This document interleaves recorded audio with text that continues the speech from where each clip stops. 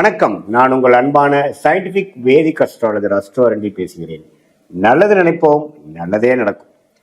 இந்த வீடியோவில் நம்ம என்ன பார்க்க போறோம்னா, கன்னி ராசிக்காரர்களுக்கு ஆகஸ்ட் 2026 எத்தகைய ஒரு மாதமாக இருக்க போகுது, எப்படி பலாபலன்கள் இருக்க போகுது, ஓரளவுக்கு சாதகமா இருக்க போதா, பாதகமா வரப்போதா, நான் எதிர்பார்க்கக்கூடிய விஷயங்களா நடக்குமா, எது மாதிரி விஷயங்கள் போகுதுங்கிறது இந்த வீடியோவில் நம்ம பார்க்க போறோம். சயின்டிபிக் வேதிக் அஸ்ட்ராலஜி முறையில் எதையும் மிகைப்படுத்தாமல் உள்ளது உள்ளவாறு இந்த ஒளி தத்துவம் இந்திய வேத ஜோதிட அடிப்படையில் எப்படி செயல்படுகிறது, இந்த மாதிரி பரிகாரங்கள் அருள்வாக்கு அது மாதிரி விஷயத்துக்கு போகாமல் மிகைப்படுத்தாமல் சயின்டிபிக்கா நாம பார்க்க போறோம். சரி, இப்ப பாருங்க, கன்னிராசிக்கு எப்படி இருக்குது கிரக அமைப்பு. குரு பாத்தீங்கன்னா 11ஆம் இடத்துல வருவது டாப், ரொம்ப நல்ல ஒரு விஷயம். ஏன்னா 11ங்கிற லாபஸ்தானத்துக்கு உச்ச குரு வருவது 12 வருஷத்துக்கு ஒரு தடவை தான் கன்னிராசிக்கு வராரு, அது வந்திருக்கு. அதே மாதிரி சனி 7ஆம் இடத்துல இருந்து ராசியை பார்க்கறது, நிறைய வேலைகள், நிறைய தொடர்புகள், நிறைய முயற்சிகள்ங்கிறது போய்கொண்டே இருக்கக்கூடிய அமைப்புகள் இருக்குது. அதே சமயத்துல 6ஆம் இடத்துல ராகுவும் 12ஆம் இடத்துல கேதுவும் நீடித்திருக்கிறார் ஆகஸ்ட் மாசம் முழுவதும். இப்படி இருக்க இப்ப ராசிதிபதியாக புதன் எப்படி போறாருன்னா உச்ச குருவோட சேர்ந்து 11ஆம் இடத்துக்கு வருகிறார் 2-3 தேதியிலேயே ஆகஸ்ட்ல. கிட்டத்தட்ட 3 வாரத்துக்கு அப்படியே இருந்து அதுக்கப்புறம் தான் நட்பு வீடாகிய சிம்மத்துக்கு 12ஆம் இடத்துக்கு வர்றாரு. அதுவும் தப்பு இல்லை.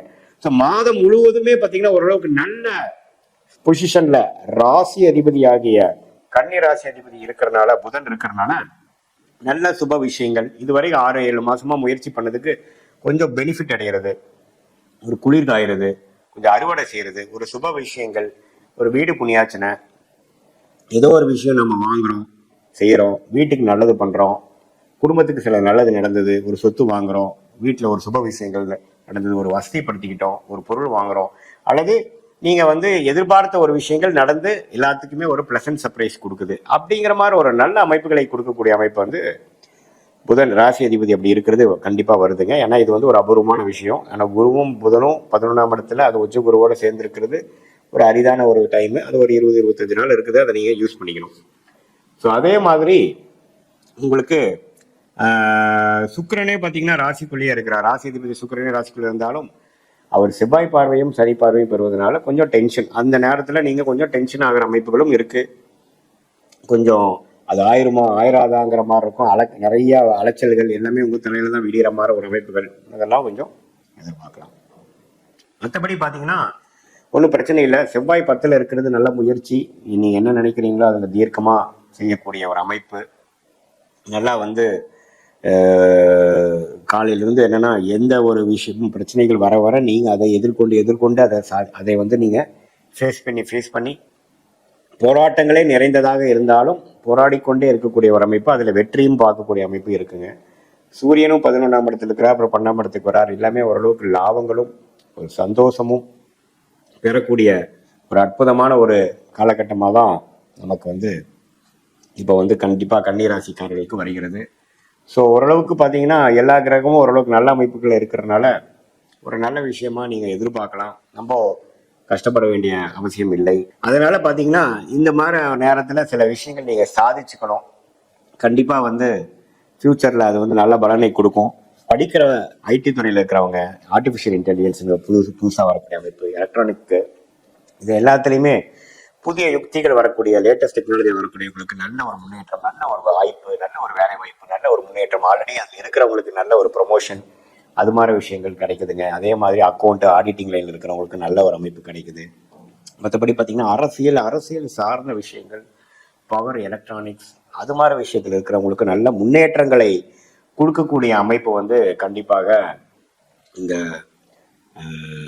அமைப்பு ஆகஸ்ட் மாதம் 2026 தவறே இல்லாமல் இருக்கு. இந்த வாய்ப்பை கொஞ்சம் கரெக்டாக யூஸ் பண்ணிக்கணும். இந்த நேரத்தில் சோம்பேறித்தனமாக சோர்வுடன் இல்லாமல் கொஞ்சம் தன்முனைப்போட கொஞ்சம் முயற்சிகள் எடுக்கும் பொழுது கண்டிப்பாக உங்களுக்கு சாதகமான, அது வயசு வித்தியாசம் இல்லாமல் மாணவர்களாக இருந்தாலும் சரி, நடுத்தர வயதினாலும் சரி, இளவட்ட வயதினர் கன்னிராசிக்காரர்களாக இருந்தாலும் சரி, முதியோர்களாக இருந்தாலும் சரி, கொஞ்சம் இது வரைக்கும் எதிர்பார்த்த விஷயங்கள் டப்பாடான்னு முடிஞ்சுதுரா சாமி, கைக்கு கொஞ்சம் வந்தது அப்படிங்கிற மாதிரி சில விஷயங்கள் நடக்கக்கூடிய மாதமாக இருக்கு. அதை நீங்க பார்த்து முயற்சி செய்து ஓரளவுக்கு செஞ்சு கொள்ள வேண்டும். இது ஒரு பொதுவான பலனை தவிர உங்களுடைய ஜென்ம ஜாதகத்துல உங்களுடைய பிறந்த தேதி, பிறந்த நேரம், பிறந்த ஊர்ல நீங்க எது மாதிரி பிறந்தீங்க, அதை வைத்து நம்ம ஒரு அஸ்ட்ராலஜிக்கல் கன்சல்டேஷன் சயின்டிபிக் வேதிக் அஸ்ட்ராலஜி முறையில பார்க்கும் பொழுது உங்களுக்கு அடுத்து வரக்கூடிய தசா புக்திகள், அந்தரங்கள், சூக்ஷமங்கள் எப்படி இருக்கு, 3 மாதம் எப்படி இருக்கு, அடுத்து வரக்கூடிய 6 மாதம் எப்படி இருக்கு, 1 இயர் எப்படி இருக்கு, லாங் டேர்ம் எப்படி இருக்கு, நீங்கள் எதை நோக்கி போகலாம், எதை நோக்கி நீங்கள் வந்து அவாய்ட் பண்ணணும், எது மாதிரி விஷயங்கள் உங்களுக்கு வந்து நன்மை கொடுக்கக்கூடிய அமைப்பாக இருக்குது, எது மாதிரி விஷயங்கள் வந்து உங்களுக்கு அவ்வளோ பாசிட்டிவாக இல்லை, உங்களுக்கு யோகமான கிரகம் என்ன,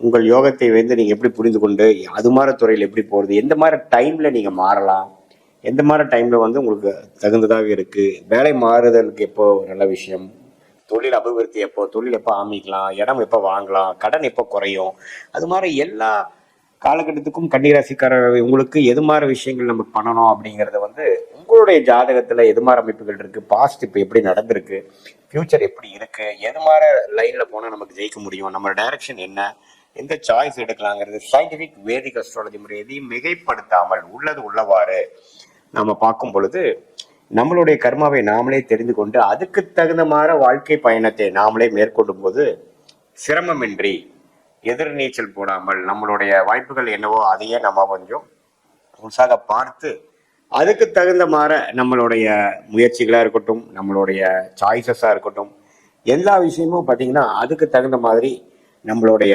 ஜாதகம் என்ன சொல்லுது, நம்ம டைம் என்ன சொல்லுது, அதுக்கு தகுந்த மாதிரி ஒரு முடிவுகளையும் அந்த நேரம் தான் முக்கியம். இப்போ பார்த்தீங்கன்னா எல்லா நேரத்துலையும் ஒரே மாதிரி இருக்கிறது இல்லை, நமக்கு சில டைம்ஸ் சாதகமான நேரங்கள் இருக்குது, சாதகமற்ற நேரங்கள் இருக்குது. ஸோ அந்த மாதிரி விஷயத்தை நம்ம வந்து ஓரளவுக்கு என்னங்கிறது பார்த்து அதுக்கு பிரகாரம் நம்ம போகும் பொழுது வாழ்க்கையில் எளிதில் ஜெயிக்கலாம். தேவையில்லாமல் நமக்கு வந்து ஒரு யோகமான தொழிலை விட்டுட்டு தேவையில்லாத ஒரு வேலையை பண்ணும் பொழுது அதில் பெரிய என்னதான் முயற்சிகள் போட்டாலும் பார்த்தீங்கன்னா பெரிய லாபங்கள் வராது. ஸோ நமக்கு எந்த கிரகம் நமக்கு நல்லா இருக்குது அப்படிங்கிறத தெரிஞ்சுக்கணும்.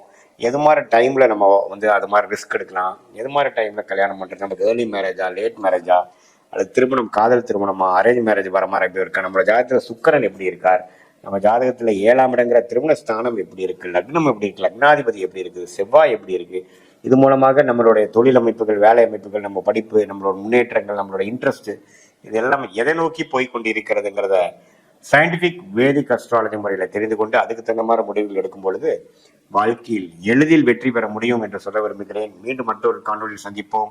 நன்றி, வணக்கம்.